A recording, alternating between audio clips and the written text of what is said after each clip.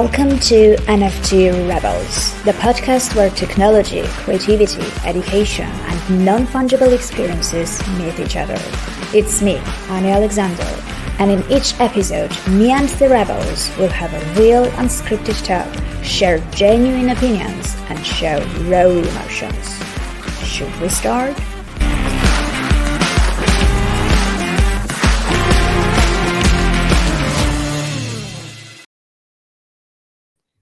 Okay, hello everyone, and welcome to the NFT Rebels.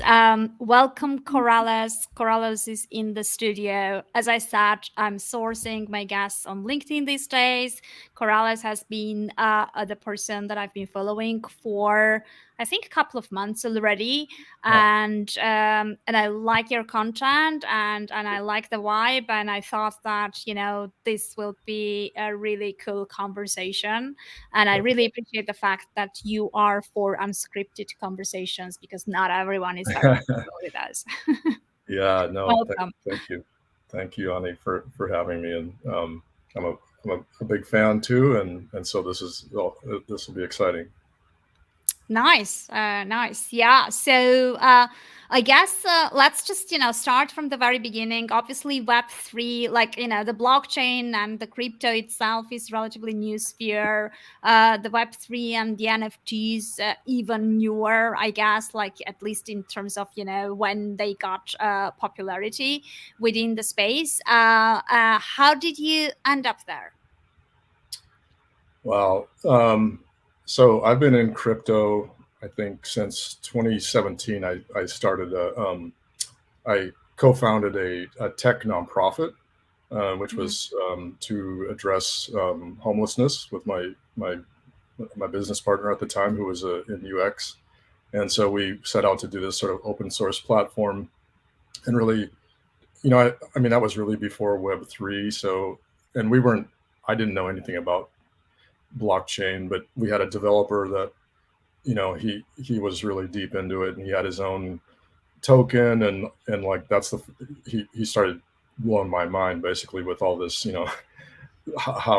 what this thing was. And then we started to kind of just entertain the idea that we want to put, as I understood it more, I got more excited about like just the basic concepts of blockchain and transparency and all that. And we thought that's a perfect thing for our nonprofit, where we want to be different, and not just different, but it's valuable to see everything that we do. And especially in a space like, a social impact space where maybe monies would be questioned, and we're new to that. So we started looking at it like that, but I got more and more fascinated with it. And I think before I knew it, it was like consuming me, but I wasn't really heavy in the space. It was, 2017. I didn't know I just followed people. I just would, actually I followed like a lot of, and I think that's kind of I'll get to where I'm at today. Like I followed mostly women that were in supply chain at like companies like DHL. Like I would find them on LinkedIn or even like Instagram at that time. So there weren't many of them, but I found that they were the women in the blockchain space they were really deep thinkers, and I really enjoyed that. Like it just resonated, like the way that they thought was, I think that speaks a lot to the importance of diversity in Web3. And I didn't know that at the time, but I think that was, in looking back, that was kind of my onboarding, I would say, was like a lot of women in the space, which was, obviously there's a lot of issues with that, but that was my experience, and just learned a lot. And then I went to a consensus put on a big social impact blockchain for social impact in 2019, and I went to that in New York City, and that was a real, like, just amazing experience. Like I met for the first time like builders in social impact blockchain space from all over the world, and just connected with them, and just some of them I maintained contact with for a while, but just got to know like what they were doing, and it was just incredible. And after that, I was like, I have to stay, so but then 2020 came, and then the pandemic, and I actually went into bank marketing. So I that's kind of my non-degen job, is like small community bank marketing. And so then the pandemic hit, and that was where I was, wanted to focus, because there was so much critical stuff going on. So I worked for a banking school, banking education, and but crypto was always, like, it was just, I always wanted to connect them. I wanted to connect this, be this bridge builder between the worlds, of especially the social impact part of crypto. But there wasn't really a lot of, it was a really tough case to make, obviously. And then NFTs hit, and I didn't really, I didn't know what, I think I was just taken off guard of what I was like, what are the, like, this is incredible, but what is going on here? But pretty quickly, just like a lot of people, like, I realized this is something complete. I've never seen this in crypto. Like, this is a whole different shift. Yeah. Like, this is a new blood that's in the system that I've never seen anything like this. And it was like artists, and I was like, this, it's just wild. It's wild, but it actually makes sense. And I think when I compare it to like the move, I'm also a journalism major and background, and I immediately connected a lot of politics and movements that were cultural, not tech. And that's what started to fascinate me about NFTs, and why I just decided, I'm a designer. I do, most of my career is actually web design and graphic design, but I'm not an like artist, and I never considered myself that. And now I'm a marketer, but I was like, I don't know if I'm not an artist, but I felt, I speak like an artist. I know the artist mentality, and the, from my designer days, and and I realized, like, this is like a people's movement, Yeah. and so now I'm into community, and again, that's from a lot of like culmination of things from like community banking, actually, and what I learned from COVID, and applying it to this new world that we're in. It's interesting. I mean, you told that story, like the whole thing about what attracted you to the blockchain in the beginning, to and then kind of segue towards the NFTs, and you didn't like mention one of the biggest kind of hooks that people get into crypto for, which is money. You didn't tell anything Yeah, about money at all, although you started in 2017 when it was probably all about the money part of yeah, it, right? During the ICO hype and everything else, it wasn't really it was a movement, but it was a different type of movement, right? So it was kind of the money aspect. Even now with NFTs, when they the whole hype started, many people say I'm here for the art, but we'll yeah, wait and see for several months, and we'll see who sticks around and who was actually here for the right, art. Because right. as soon as making money won't be so fast and so attractive anymore, we'll see who's going to be around. Yeah, but yeah, but I really liked the fact that money wasn't kind of the focus and the main yeah, thing for your entry to the ecosystem, so to speak. You mentioned something that is very important. Obviously, community has become the buzzword in this sphere, and it's probably one of the most important elements. Like I always say, the communities are the ones that are going to break or make the project, full stop. It's just you can't really find that. No matter what you do, if the community is not behind you, it's not going to work. right, But also at the same time, there are so many people who use that buzzword just because it yeah, tells a compelling story, and right, and pretend to be about the community, but actually, like when you look at a practical level, it's not really the case, right? So which is why I wanted to talk to you today about like the true communities, like, you know, how do you differentiate, like how do you actually build a community that is loyal, that has this genuine relationship with the project, and that kind of is with you not just because of the floor price, right? Because communities usually, the, you know, depending on what kind of community you attract, sometimes that full support and love can turn around in a matter of few days when things go wrong, right?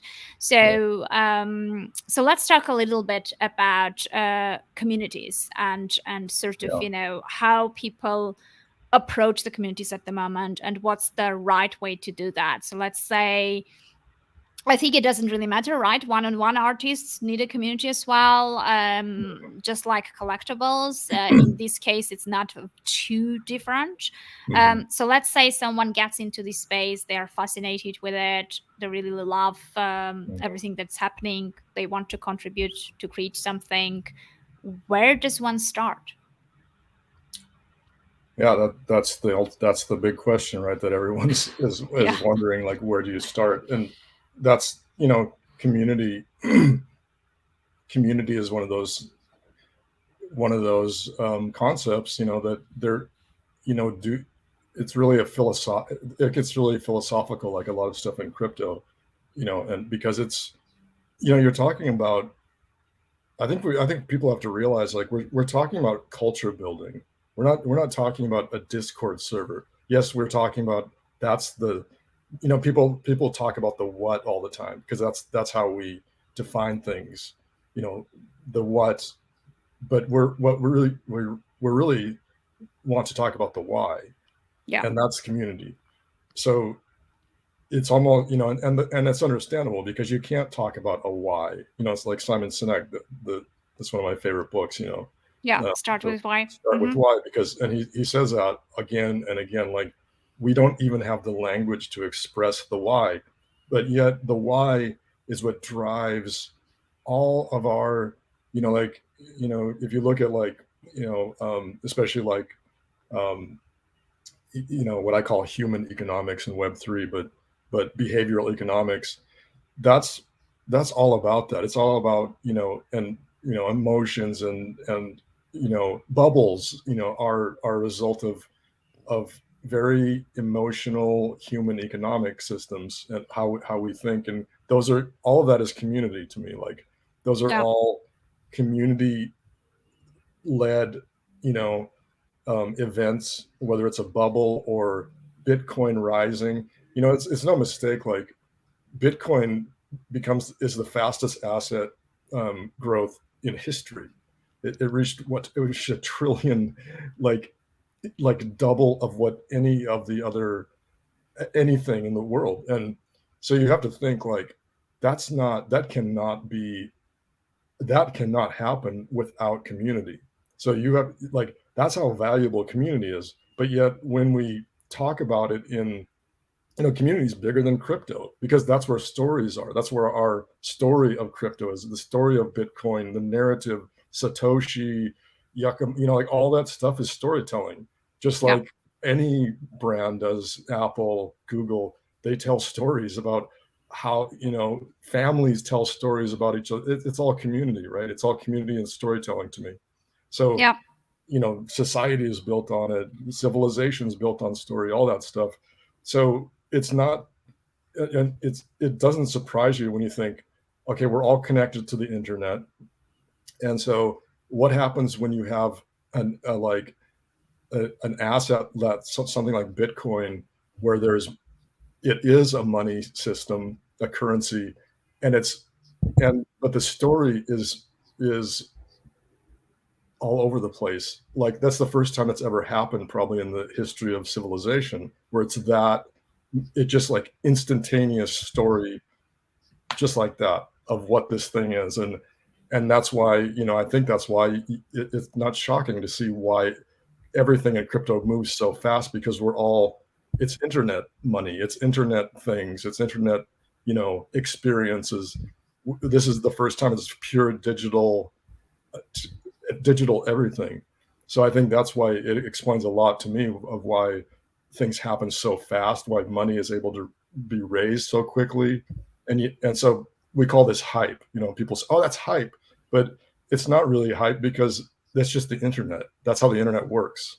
Then you're calling the whole internet hype, because look at like Amazon. Would you say if Amazon does $1 million in their Black Friday event, do people say that's hype?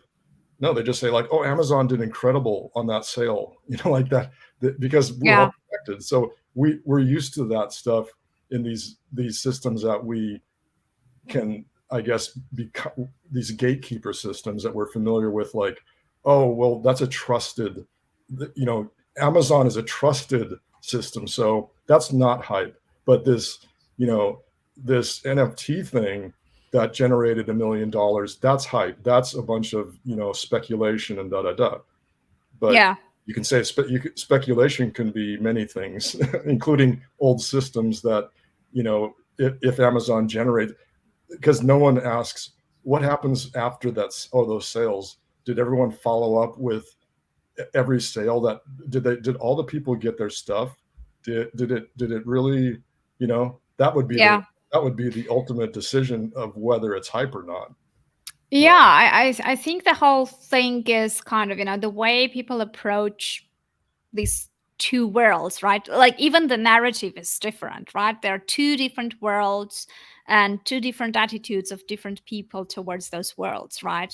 Some of the journalists and some of the media kind of shapes that story of, oh, this is the dark side, it's very scary, full of scammers, you're gonna lose money, don't even get there, it's dangerous, etc., etc. So it kind of they inject fear related to that whole side of the industry, right?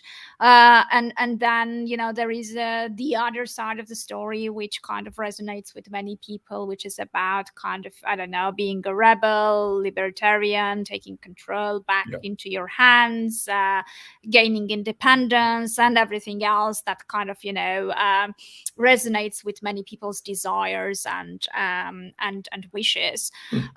So it's very different, and I think it's a good point that you mentioned Simon Sinek's vibe, is because I feel like communities basically can gather around that why, so they kind of pick the projects that resonate with their own beliefs, with their own values, and that have a purpose that kind of resonates with them and is one of their life purposes as well, right?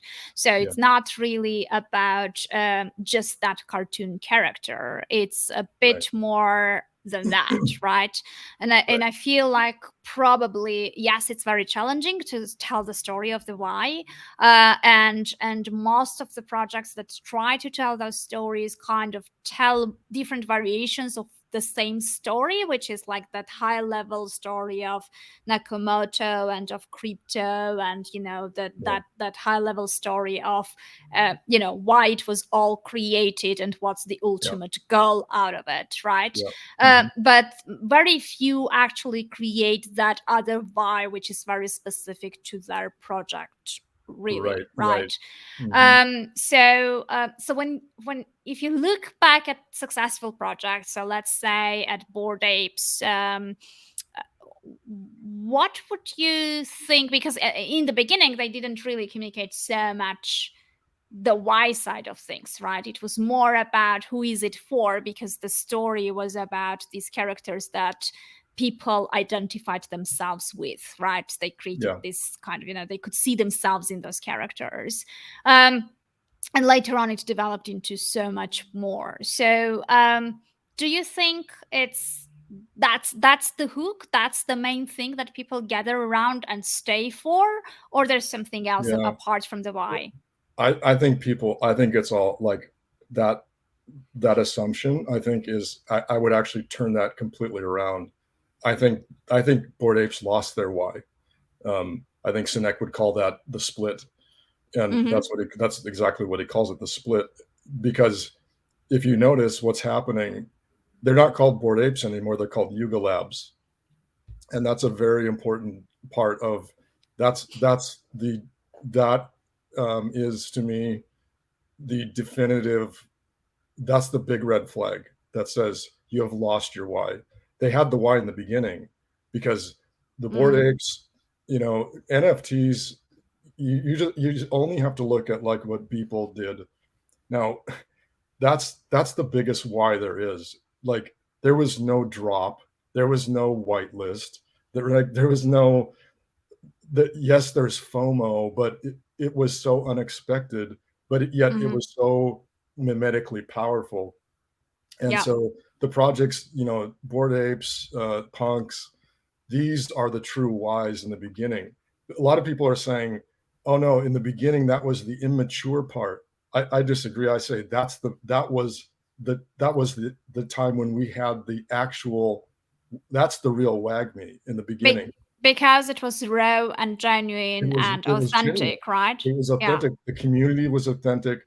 That's what everyone is trying to get back to. And so the assumption now is, well, Bored Apes is now a brand, and this is the way you do things because this is what we see in Do Web you 2. think that that raw and genuine and the community sort of vibe in the very beginning was like that because the manufacturer wasn't so important back there, right? If they were not valued so high, it was not really about money, it was about something else. And when Yeah. the money started climbing and it became like, a very, very high amounts, which were Yeah. kind of, entered and prevailed the whole. It may have suppressed the why, right, partially, because that Oh, ended up absolutely. becoming the focus of the Yeah. whole thing. When Jimmy Fallon and what's her name, Paris Hilton are on late night TV pumping their bags, you've lost the why.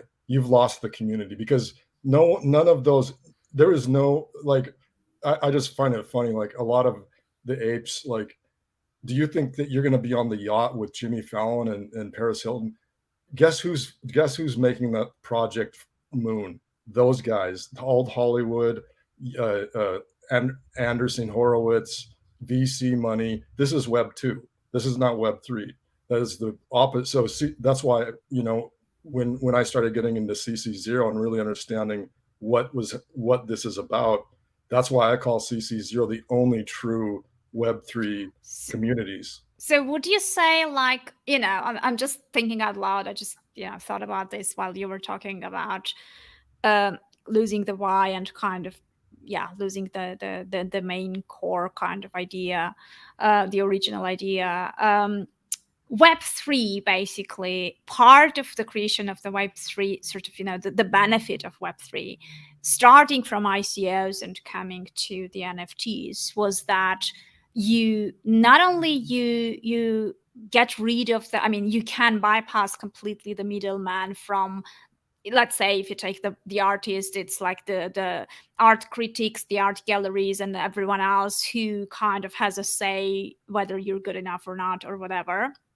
But also you had this big chance of bypassing the VCs and fundraise through the community to do things the way you want to do and to build what you have, you dreamed to build. And now it's kind of, you do a 360-degree kind of, circle and go back and take this huge amount of money from VCs again. So some people go so far as to say that, by doing so, you basically sell your soul, right, to the VCs back again. So I don't know, but it feels like when you said Web 2, I just felt like, okay, yeah, we came to Web 3 to bypass the VCs, and now we sort of came back to Web 2 by starting depend. I don't know, like, and it's just... I'll kind of so I'm a big I'm a big Lee Jin fan, and she's a VC, and you know I'm a big fan of her, but I feel like those are what like she's independent, and I feel like I don't think VCs are the problem. In fact, I think in some, yes, you would want. I kind of had this argument with the Seed Club guy on Twitter, but he's going to write a post about it, but about liquidity, and like, it's hard to find. A lot of projects need, I don't know what his post is, but a lot of the issues with the NFTs you see is like they need liquidity, and so VCs can provide that, and influencers can too. Where that's part of why they're. I don't think it's like I don't think it's a problem until it kind of takes over and it becomes a system codified thing of what you just how we do it. And that's what, and the big problem to me is IP, because all this stuff revolves around their IP now. And the punks community, I can guarantee you, not all those punks are cool with what happened with Yuga, and but their IP disallows them from, it's just the way it works, and they know that.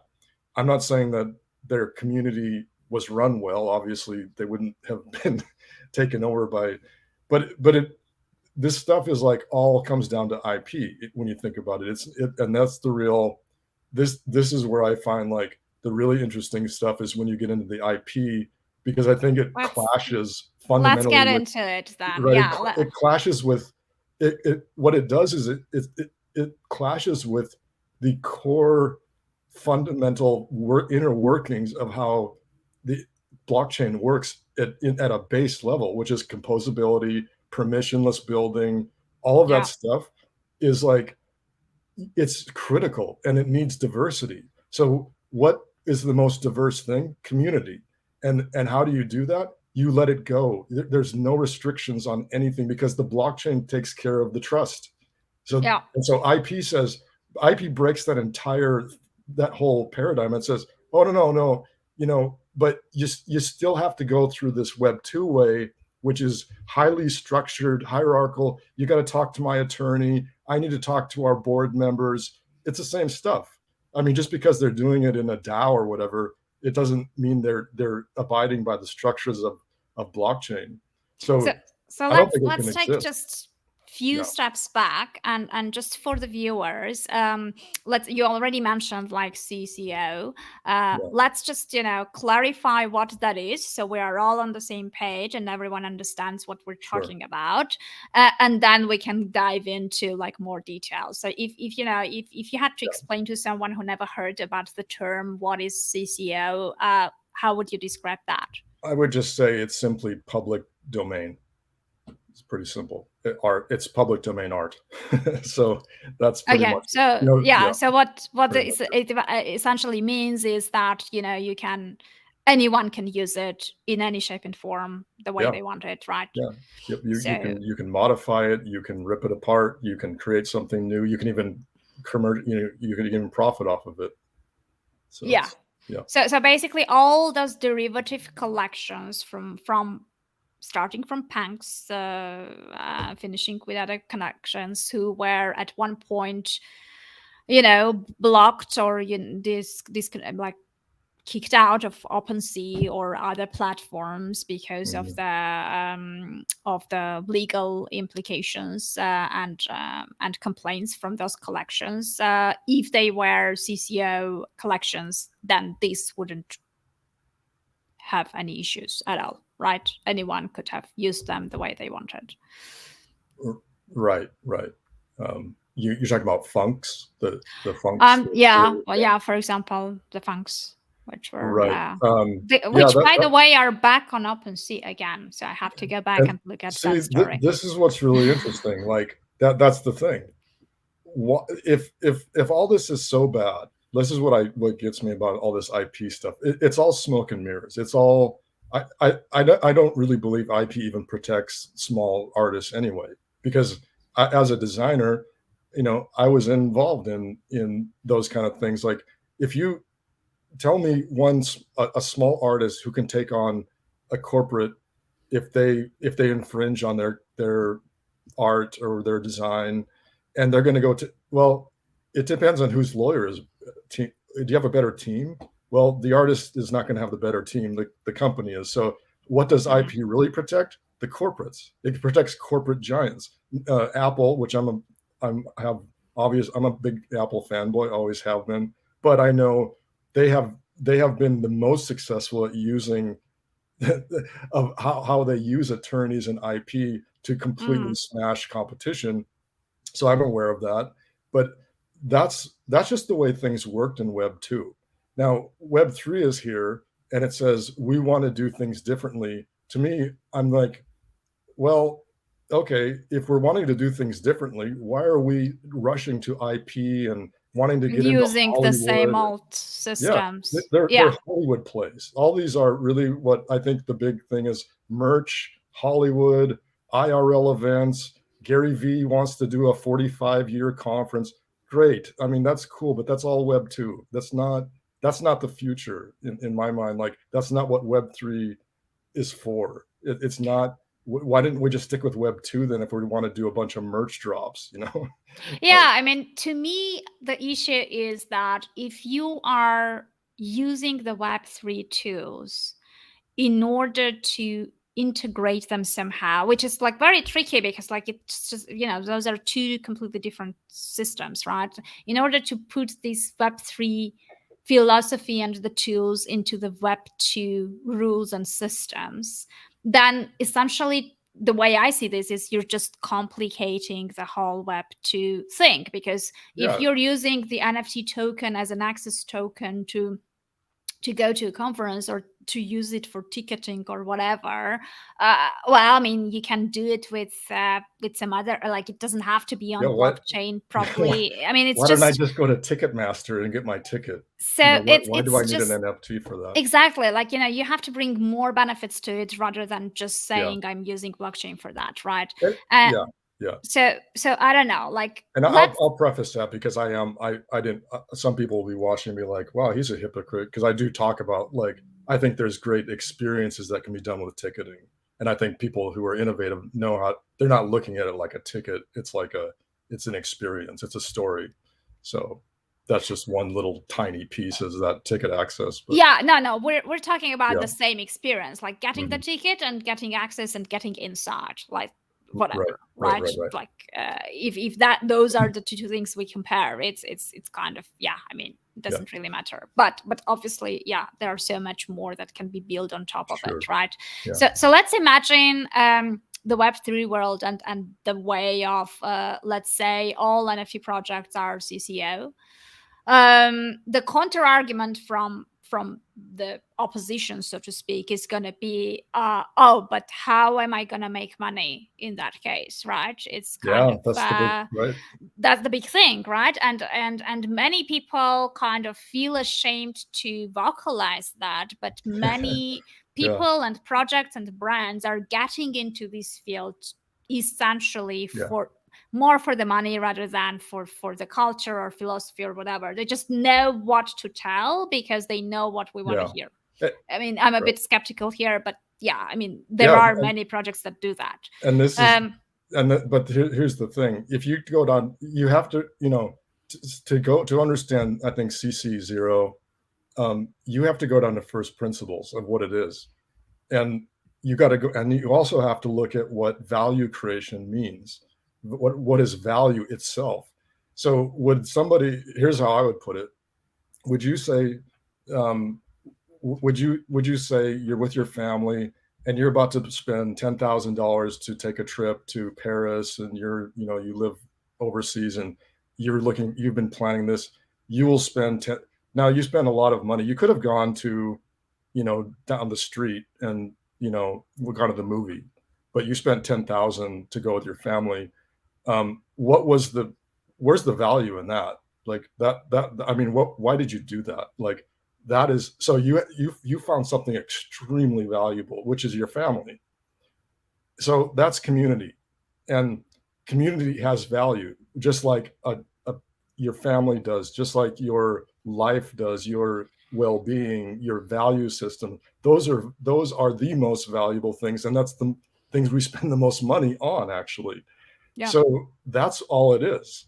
So when people are perplexed by, well, how this free art has no meaning at all, no, because what they're not understanding is the representation of community in that art, and this is shown, I'll pump some bags, but just to, I'm not going to pump it. I'm just going to say MFers is the community that is really is kind of like this. People can't figure out what's going on. Like, what are these? How can they just keep this community? That's all they talk about. And that's really all it is. Is it CC0 as well? Mm-hmm. Yeah, it's CC0, and Okay. and there's now a lot of, I mean, we're not the first ones, but there's a lot of them. as well, Toads, right? But I would say that the MFers are the first ones that successfully did what I would call like a half selfish, half selfless model, where it was kind of like they became the Tesla of, the Tesla of CC0, in a way, like, just like, Tesla comes in and, there's already electric cars, but Tesla's like, I'm bringing the sexy, appeal to it.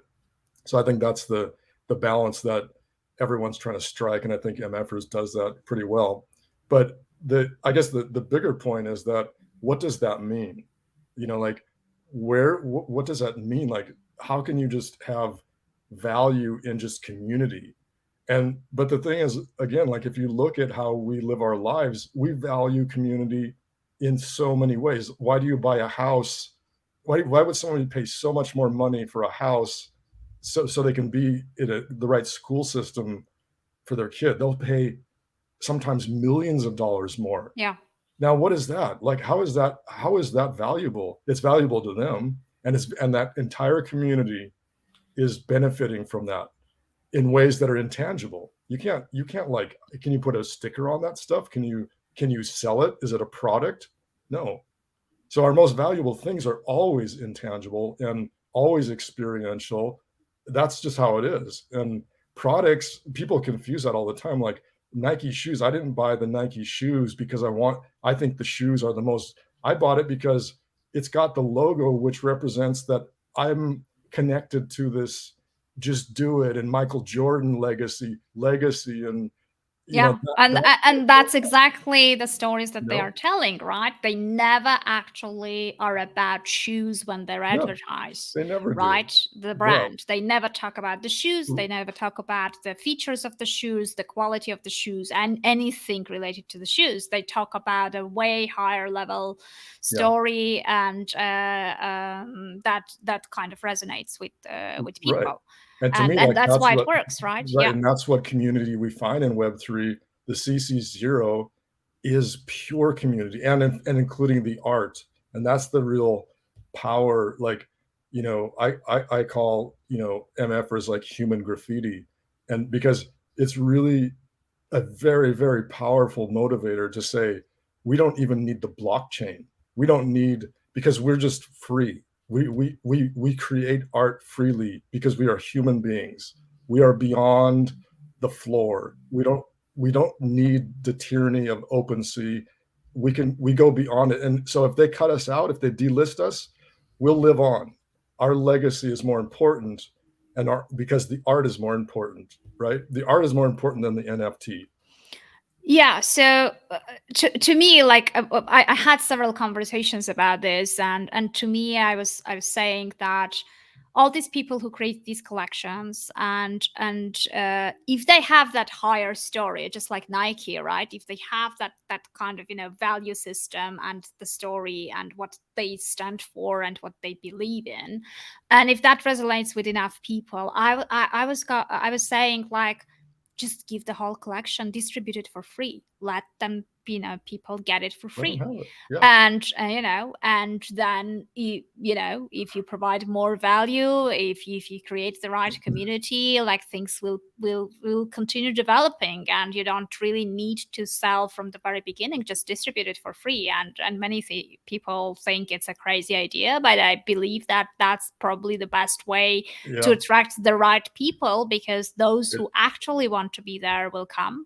It's just, and it's proven, and a lot of people, I'm an old hip hop guy, and I remember, there's a band called Stetsasonic from the 80s, and it's one of my favorite songs. It's called Talking All That Jazz.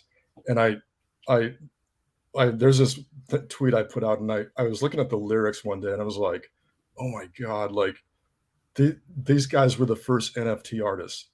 Oh, holy shit! Because they have this line that says, it says, because back then in the 80s they were being slammed for taking samples of records, right? So what does that look like? Composability. That looks like permissionless building to me. Mm. I'm going to take something that was created. I'm going to take your Lego blocks. You created it already. I'm going to build on top of it. Create something new. So that's hip hop. That's hip hop. That's house music that turned into techno in Europe. All that stuff is based on hip hop, what I would call composability from that Black culture started way back in the day. And there's this in that song, it says, this is line like, tell the truth, James Brown was old. Tell Eric B and Rakim, they got sold or something. But the point of it was that they're saying that they said that James Brown would be forgotten if it wasn't for all the hip hop people who continued after him, who continued to spin his beats. And as a result, like a James Brown beat is I read this podcast, like they were talking about, it's the most recognized drum sample in history. Like it's in the DNA of every single like hip hop. Somewhere in there is a James Brown drum track, and that's because they continued the story. Which, guess what those look like? Derivative projects. CC0 derivative projects. That's what they look like to me. They took the drum samples, they built a new story, but they still maintained the OG was always James Brown. And in fact, they talk about James Brown all the time. James Brown, the legend, the legend. They basically brought provenance to James Brown by simply by just taking it, permissionlessly building, and trusting in people, trusting in the culture. That's where the culture building comes in, where people could like trash it and say, oh, I created the beat. Well, but if if you've built a good culture, there's going to be so much opposition to that. Who's going to say that now? Like, oh, I that's actually my beat. That's not James Brown. They'd be like, you fool. Like, there's so much body of work out there to say that you're a liar. So you know what I mean? Like that's exactly how NFTs work. Yeah, no, I get it. And this reminds me a little bit about, so I've been, as a fiction author, I've been self-published like since, I don't know, 10 years ago, when Kindle Direct Publishing was just a new thing. And I remember back in those days, obviously we as self-published authors and new authors had the same challenge the NFT artists are having at the moment, right? Which was like, okay, how do I get visibility? Yes, there is a platform, but this platform has millions and millions of books, and you can publish. Technically, it works. You just like now you can mint. It works. But then what? Like, how are people going to know about me? Or how are they going to pay for it? Like, how do I actually just to continue without just keeping minting stuff and just sitting and waiting for things to happen, right? And back then, what some of the authors did actually were they themselves put their books in pirate websites to sort of distribute it among people so they would know about them, right? And to a certain point, it actually worked, right? So giving away stuff and especially that way kind of worked really well in terms of raising awareness and having people get curious about it. And then, if you get enough people who like your stuff, eventually those same people who downloaded the pirate stuff would go and buy your next books from Amazon because they liked you as an author, right? So I feel like there is something similar in there as well, of what's happening in the space now, because PFPs after a while it's just it's not going to work the way it worked before, right? So like even now if someone just means 10k pieces of different versions of animals or women or whatever, puts it at 0.08, etc. It's just not going to work as it worked before. So I have a feeling, listening to you, that building genuine, true community is way harder, essentially, than creating a piece of art. Because, like, it's kind of linked, but at the same time, it's just. So let's say if I create one-on-one art piece, right? I'm gonna have one collector and probably few people who will resonate with that art and like that art. But unless I come up with some way where I can build community around my art and around what it represents and what I believe in, and kind of, how I structure that relationship with me and the people who resonate with that art. If I just mint it out there and put it out there and sell one piece, it's probably not going to work the way we want it to work, right? I think it's pretty easy. I mean, really, like, because I saw it firsthand. And again, like, I don't mean to keep mentioning MFers. It's just that they're literally the only project that I can think of that has done it like this. And I was an early, MFer, so tell that story. It's fine. I mean, if we approach from that angle, like, tell the story of how they did it. Yeah, and I think it's really it is a beautiful way of, like, looking at NFTs, because sure, there's plenty of people that come in the project and they're flipping and whatever. It's decentralized. We can't, they do what you want. But in general, like, I would say in the beginning, there were kind of a core group of us that would just kind of just talk about the art, like, literally, because we didn't have, there's no, there wasn't no kind of purpose to what you were doing there, other than just, like, me, messing around and making memes and trolling. And so, but that actually became the culture. And I think, like, what people don't get is that Satoshi, just like Beeple, Beeple would not have sold that piece, and he would not have partnered with Christie's if he didn't, for many years, have built up an audience and a culture around just himself and his art and what it means. That, and I think it was on Instagram he built up most of his, like, authority. Yep.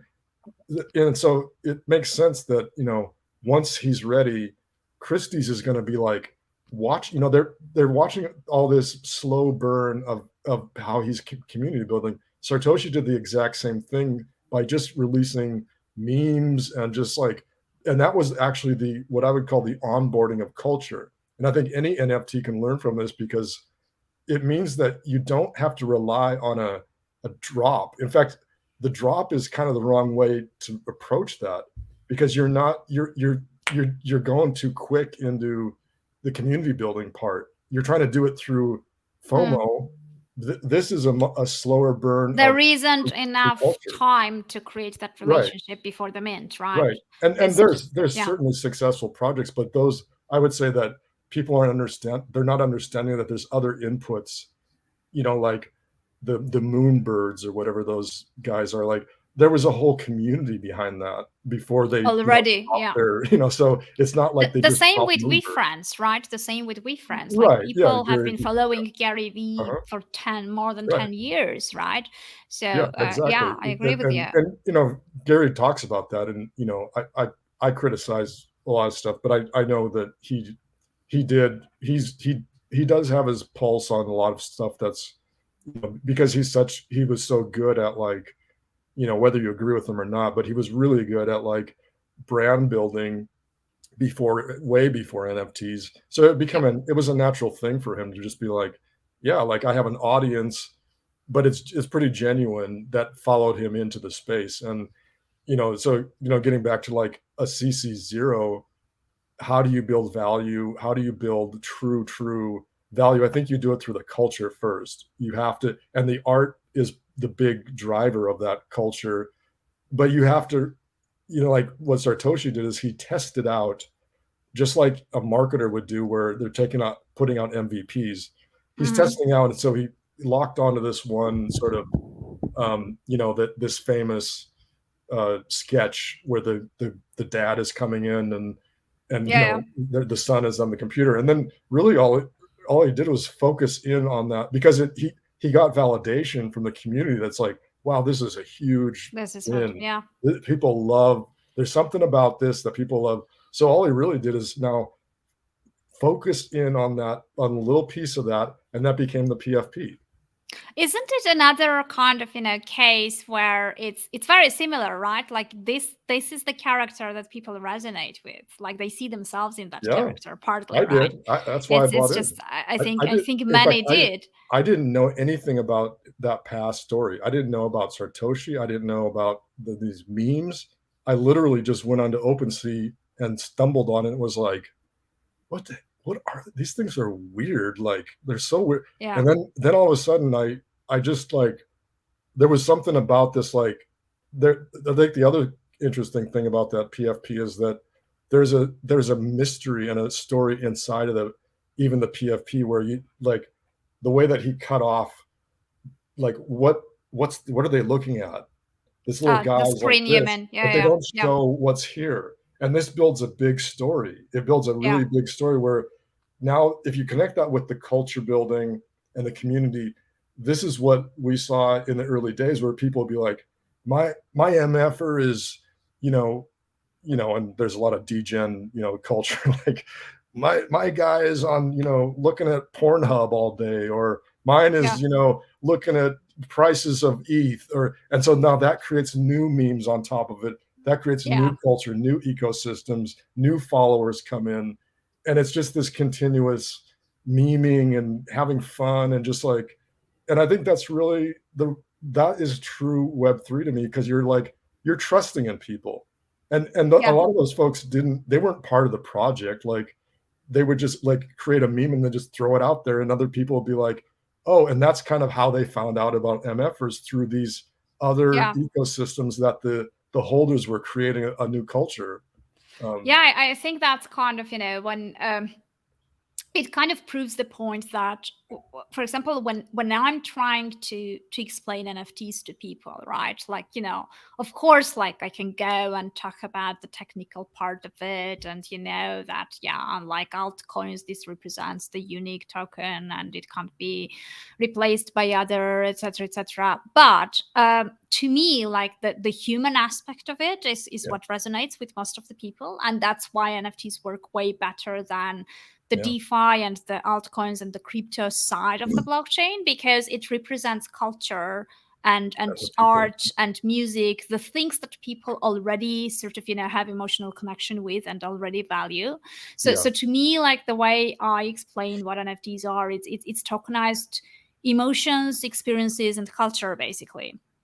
So how you're going to represent that, whether it's going to be a picture or whether it's going to be I don't know, a photography, or whether it's going to be like a PFP visual or whatever it is, like it doesn't really matter what format you pick, as right. long as it brings you that cultural element, it evokes emotions, and kind of you get a Yeah, certain experience with it, then it works. Like me, for example, I'm not a visual person, so I can't really create visual stuff, unfortunately.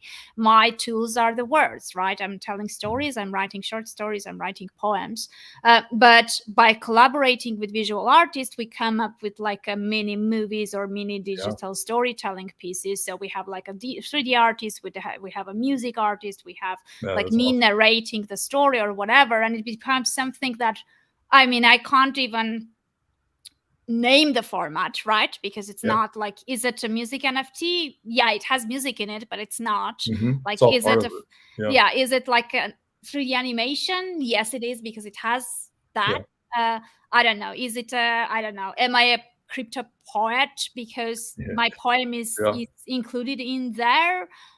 I don't know. Like, some people tell me, like, do you do voiceovers? We want to hire you just because I narrate my pieces. And I'm like, no, I'm not a voiceover artist either, right? So yeah, it does, all I'm saying is it doesn't really matter which format you choose or which channel you choose, basically, as long as you can, you can share the those emotional, cultural, and Right. experiential elements into it, and as long as Right. people Right. resonate with it, And that's a huge that's really a big point.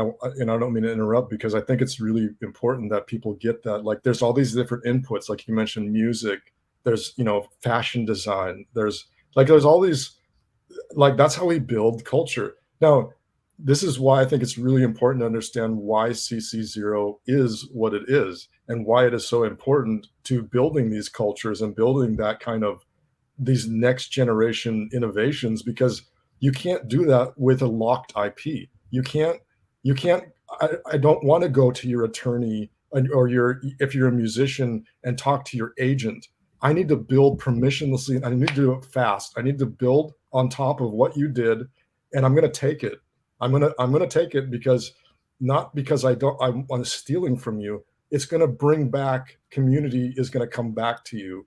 And that's how we build society. Like, do we do we do that in real life? Like, go talk to my buddy, this guy who runs my life. He controls everything for me. No, you just, like, talk to the person. What do you think? Want to do it? Sure, let's go for it. Right? Like, that's what's required to build society. So how can we build a new internet society and a new metaverse and all this stuff, and new art form and all this new innovation, without by having gatekeepers? It's not going to work, because we don't do that in no. our lives. No, I agree with you, and I think it's it's that diversity aspect. We didn't touch too Yeah. much on it, but I think that's very important as Yeah. well. And just just with my example, like I know that if I stick to doing what I can do myself from start to finish in the NFT project, right, it's gonna end up becoming relatively dull. I don't know, either visual or a photo that I've taken, and then, like, in best case, just a voice recording on top of it or whatever. So if I do it by myself, I have certain limitations. It will have a certain effect, and it will stop there, right? Because most probably I don't have the time to learn a completely new skill. Once I learn it, I will have to sort of master it, so it won't really happen in a day or two. It's Yeah. just a lot of stuff, right? But by collaborating, or by as you said, if I didn't collaborate with people, I would put something out and someone took it and added like music on top of it, and the other one added Yeah. whatever, we would end up with that same effect, right? So Right. the diversity of skill set, the diversity of the way to do things. Like, I collaborated with AI artist. We both were surprised at what came out of my poetry words when you input it into the algorithm, right? We Mhm. didn't expect it. It was super interesting and exciting to sort of see what the code Right. spits out, right? Yeah. So I feel like that diversity element is very important, because very often, Absolutely. even if you do something, someone else may see it and approach it from a different Yeah. angle, and it will turn into something else on top of it, right? So Absolutely. Yeah. um, And that extends to bigger. This is where I get into this. I'm doing this thing called the human blockchain, because I think, like, we need to map our humanity onto blockchain, onto NFTs, become the NFT. When we're in a Twitter Spaces, we need to be inside of that, not outside of it. Like, all this is part of that. Like, it's a framework of your mind, but it really helps. If we can map ourselves onto the systems mapping of blockchain, we can understand blockchain, we can educate through that. But the bigger part to me is actually when you get into this piece of diversity, which is absolutely massive, because that is what Web3 shines at, but only if we allow it to. And if you don't allow it to, I don't believe we'll solve climate change. I don't believe we'll solve diversity problems, racial war. All of that stuff has to do with what you said. Like, there has to be almost an emergence that emerges from this culture, and these, you just can't predict that. You can't put a product on that. It has no utility. That is the agree. utility. That is the You're utility, yeah. searching for the emergence of meaning, and that's when it leads to, oh my gosh, like, that we never would have thought about that, but we can apply that over here to solve XYZ. And that's the only way I feel like you're going to solve big problems out there in the world, which, if we agree that that's what this entire movement is about, of like bringing us not only a new experiences, but to help humanity go past and solve big issues that we've grappled with forever, then we have to come to the conclusion that we need to start trusting each other without these. I mean, I'm sorry, like I just don't see how any of this gatekeeping with IP can even exist in Web3. I don't know how people are imagining that to be a valuable thing when it is the most invaluable thing to hold knowledge. It just Yeah. doesn't work, you know? Yeah, and I think the proof of the diversity aspect is like, since until NFTs became popular, from the blockchain kind of side of things, everyone was waiting when there will be like the mass adoption of blockchain and of crypto. And it didn't really happen so much, like, to some extent, but not as fast and not as much as we hoped for. And I think that's because, unlike NFTs, the crowd that resonated with all of that wasn't diverse at all, right? We were Right. talking about nerdy, geeky, white, Yeah. male, young. It was kind of very, very specific group of people that resonated with it, but it didn't really go beyond that so much. So, and here you have, like, even if you take just the artist aspect of it, you have like such a diverse group of artists which represent different, which are diverse themselves, but also represent so many different sort of styles of art that many of us weren't exposed to and wouldn't even see at all in any gallery, because the critiques and the gallery owners and all the gatekeepers would never even let that see a light, right? So I think, I mean, it's very exciting times. I think, like, it's just the beginning, and It's exciting. everything is just people are still figuring things out. Sure. And it's going to be very interesting to see how the whole space is going to develop, because we're going to have more and more players, right? It's not going to be just art. It's going to have way more diverse applications for the NFT technology. But also we're going to have many different stakeholders. Like, we're going to have big brands coming in. We're going to have, like, a new ways, a new probably structures of fundraising, maybe a new structures of presenting different collections, different new platforms, etc. And it's going to be very interesting to see how all these players are going to engage with each other and what the relationships are going to be, because I'm sure, like, it's going to be a bit of friction in the beginning until everyone figures things out and finds their comfort zones, right? So for sure. There's definitely, but I think just that's how this works. Like, you you have to set a new reality, and you kind of have to shape new realities that they just don't exist. And I think it's, that's why I think it's, the art is so important.